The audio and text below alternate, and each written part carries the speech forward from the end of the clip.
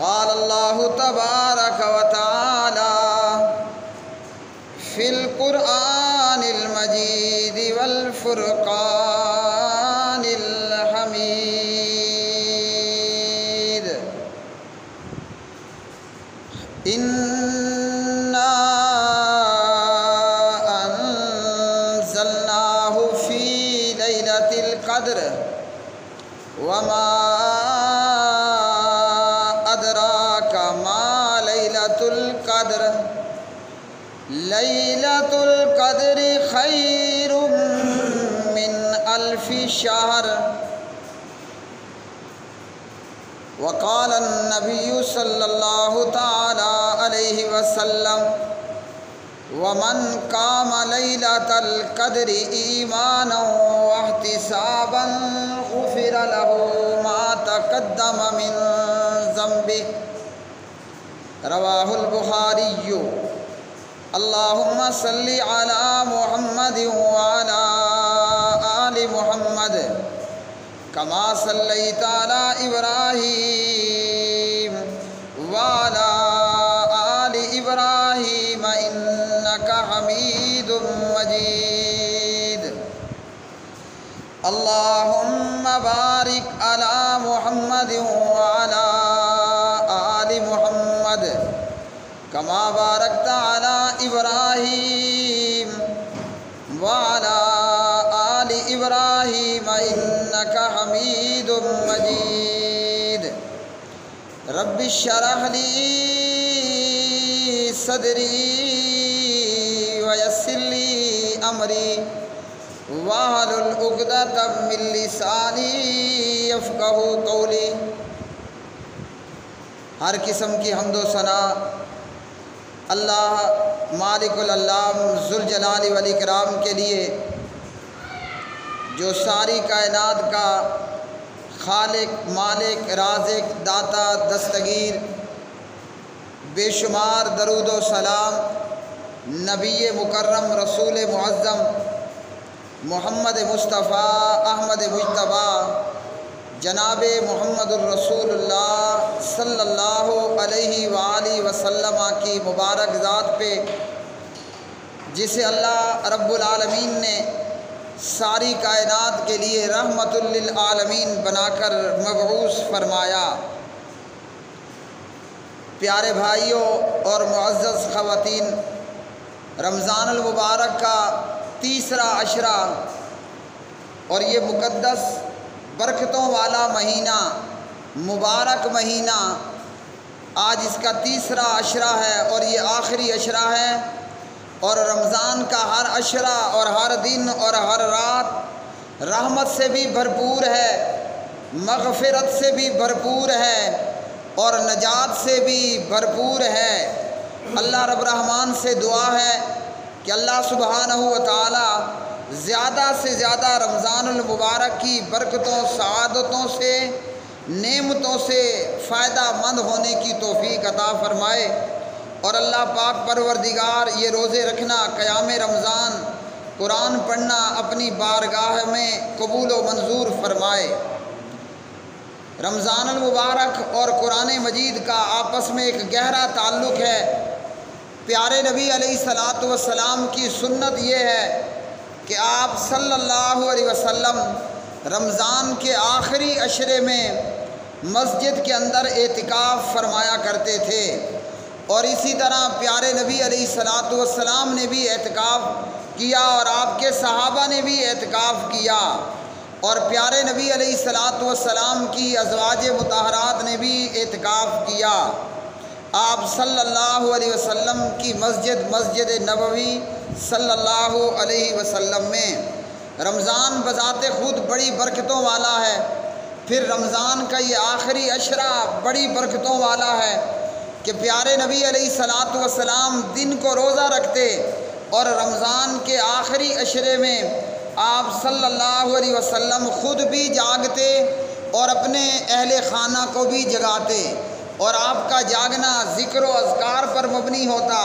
اور آپ کا جاگنا قرآن مجید کی تلاوت پر مبنی ہوتا، اور آپ کا جاگنا رمضان المبارک کے ان آخری دنوں کے اندر آخری عشرے میں باقی رمضان اور سال کے باقی دنوں کے اور باقی راتوں کی طرح قیام اللیل پر مبنی ہوتا۔ آپ صلی اللہ علیہ وسلم ان راتوں کے اندر زیادہ سے زیادہ قرآن مجید پڑھتے اور اسی طرح دیگر نیک اعمال رمضان کے دنوں میں اور رمضان کی راتوں میں کرتے۔ تو ایک بذات خود رمضان ہے اور پھر رمضان کا آخری عشرہ ہے۔ اس عشرے کے اندر 10 دن کا یا آخری 9 دن کا اعتکاف ہے، اور پھر اس آخری عشرے کے اندر لیلۃ القدر ہے کہ پیارے نبی علیہ الصلاۃ والسلام نے فرمایا جس نے رمضان میں آخری عشرے میں لیلۃ القدر کا قیام کر لیا تو فرمایا کہ اس کے پچھلے گناہ، اس کے سابقہ گناہ جو ہے وہ معاف کر دیے جاتے ہیں۔ اور پھر رمضان کے اندر قرآن مجید فرقان حمید کا نازل ہونا۔ تو آج کے خطبہ جمعہ میں ہم دیکھیں گے کہ پیارے نبی علیہ الصلاۃ والسلام نے اور اللہ کے قرآن نے لیلۃ القدر کے متعلق کیا فرمایا، اسی طرح نبی علیہ السلام کی کیا سیرت اور سنت رہی قولاً اور فعلاً اعتکاف کرنے کے حوالے سے، اور آیا کہ اعتکاف مسجدوں کے اندر، مسجدوں کے علاوہ بھی اعتکاف ہو سکتا ہے، یا خواتین اسلام گھروں میں رہ کر، گھروں میں بیٹھ کر اعتکاف کرتی ہیں، تو کیا گھر کے اندر مسجد کے علاوہ میں بھی اعتکاف ہو سکتا ہے؟ اور اسی طرح آج پوری دنیا کے اندر اور ہمارے ملک کے اندر بھی کرونا کی وجہ سے لاک ڈاؤن ہے، تو کیا لاک ڈاؤن کی وجہ سے مسجدوں کو چھوڑ کر گھروں کے اندر اعتکاف کرنا درست ہے؟ تو اللہ رب العالمین نے قرآن مجید فرقان حمید کی آیات بینات کے اندر ارشاد فرمایا، اِنَّا أَنزَلْنَاهُ فِي لَيْلَةِ الْقَدْرِ، فرمایا کہ بے شک ہم نے قرآن کو لیلۃ القدر کے اندر نازل فرمایا۔ قرآن مجید لیلۃ القدر کے اندر نازل کیا گیا، آسمان دنیا پر لوح محفوظ سے قرآن مجید کا نزول ہوا آسمان دنیا پر لیلۃ القدر کی رات میں، اور یہ لیلۃ القدر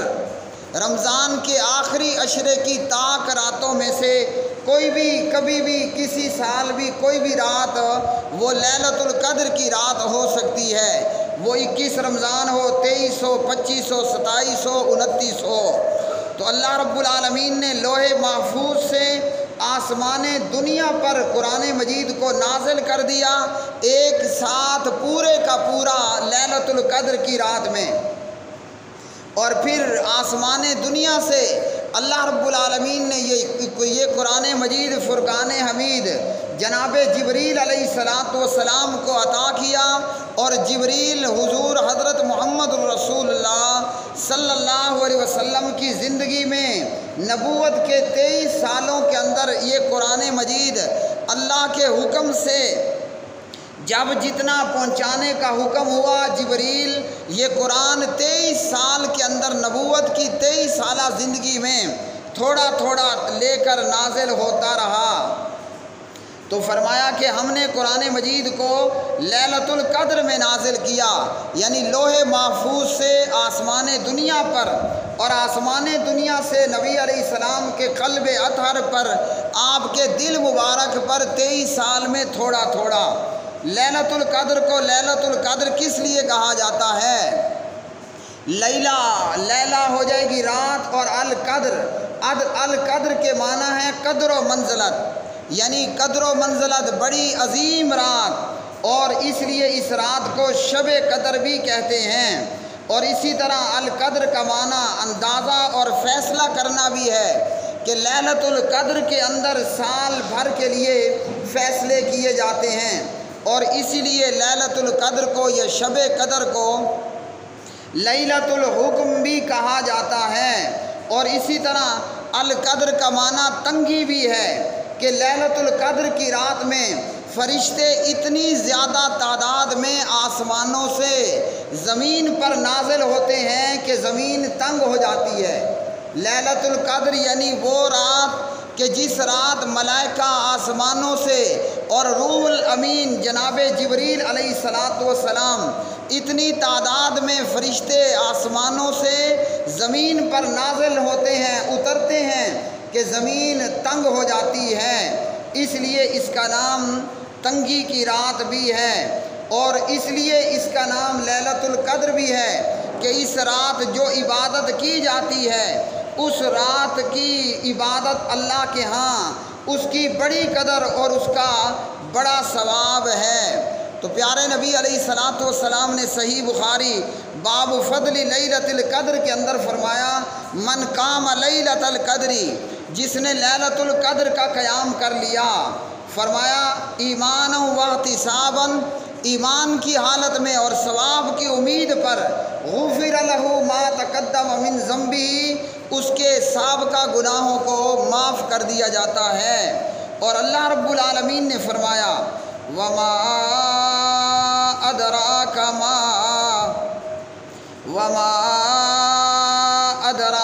ما لیلۃ القدر، اور آپ کو کیا معلوم کہ لیلۃ القدر کیا ہے؟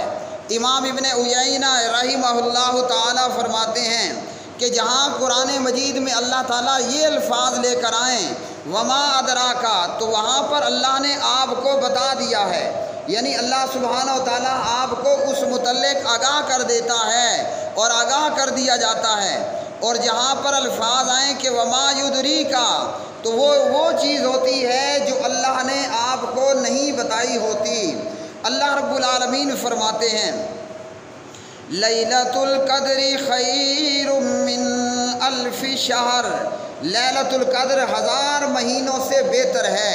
یہ ایک رات، مگر 1000 مہینوں سے یہ بہتر ہے، یعنی لیلۃ القدر کی رات کا قیام، لیلۃ القدر کی رات کی عبادت کر لینا، یہ 1000 مہینوں سے بہتر ہے۔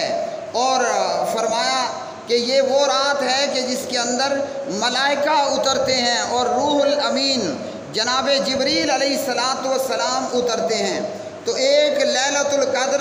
یہ 1000 مہینوں کی عبادت سے بہتر ہے، اور 1000 مہینے 83 سال اور 4 مہینے بنتے ہیں، 83 سال اور 4 مہینے کی عبادت کا ثواب فقط لیلۃ القدر کا قیام کر لینا اور لیلۃ القدر میں کھڑے ہو کر قیام رمضان اور نماز پڑھ لینا۔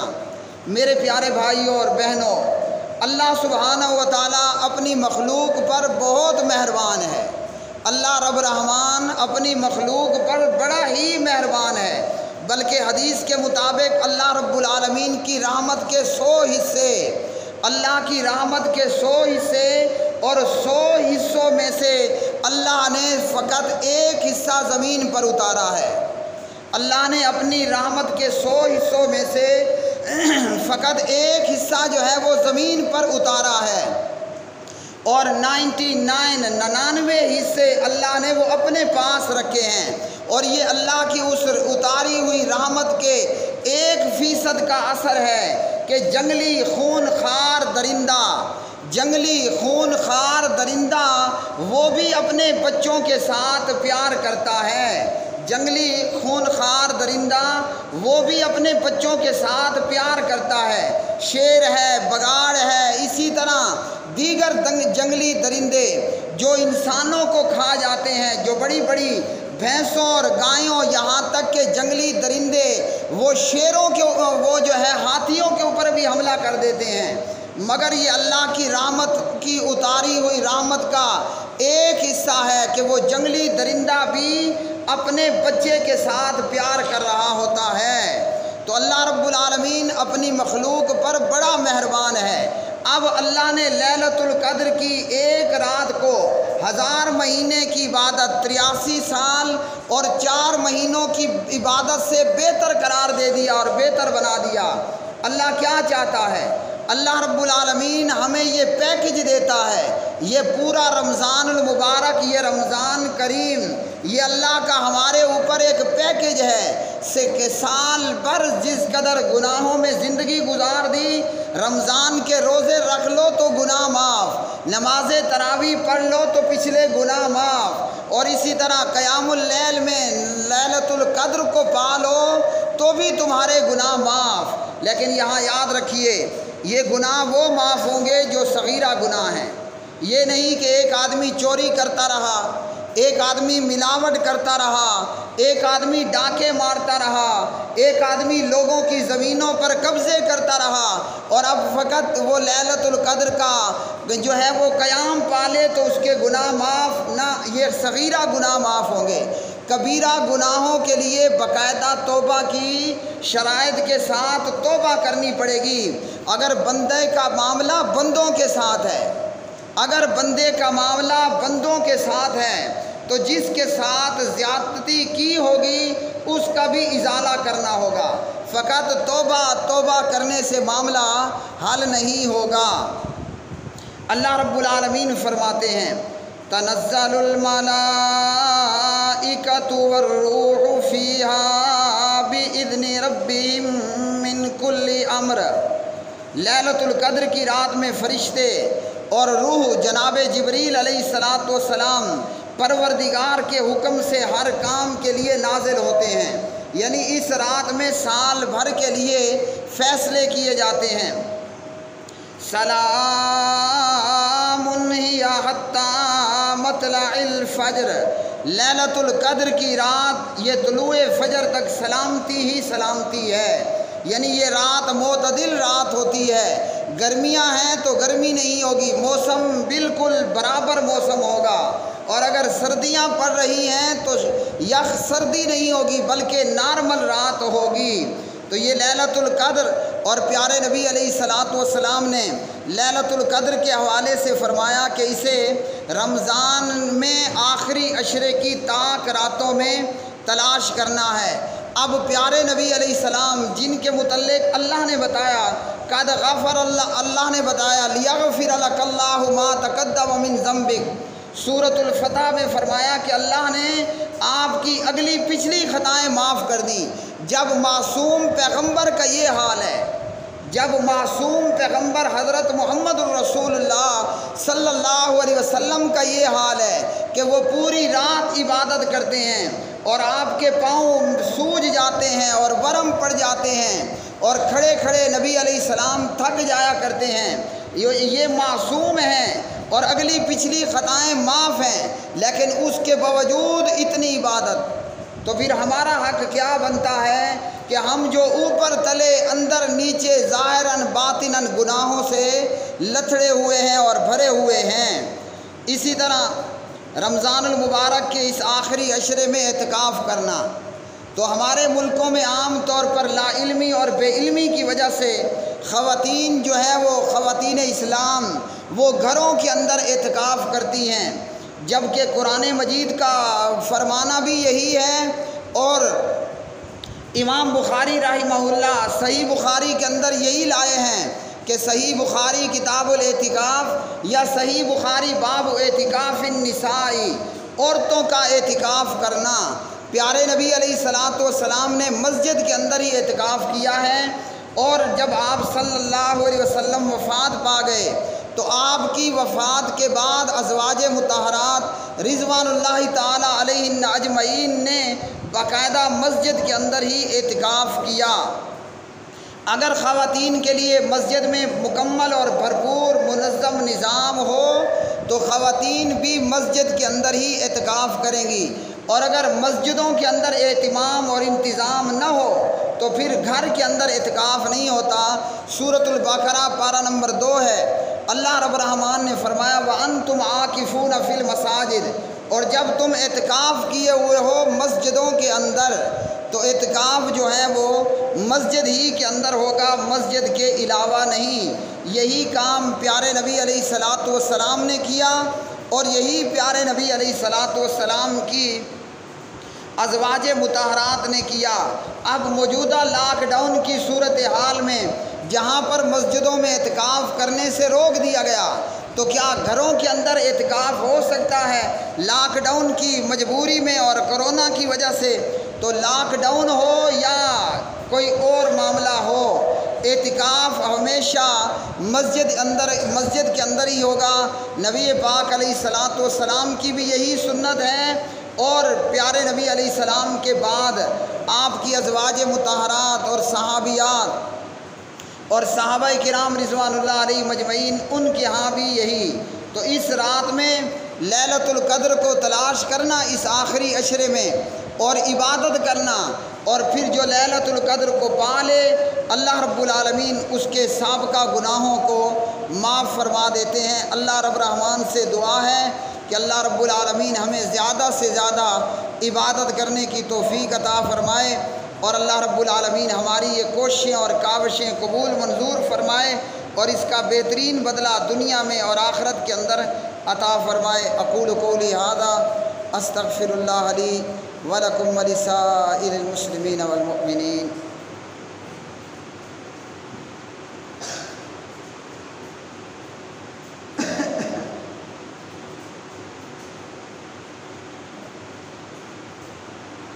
ان الحمد للہ نحمده ونستعینه ونستغفره ونعوذ باللہ من شرور انفسنا ومن سیئات اعمالنا من يهده اللہ فلا مضل له ومن يضلل فلا هادی له۔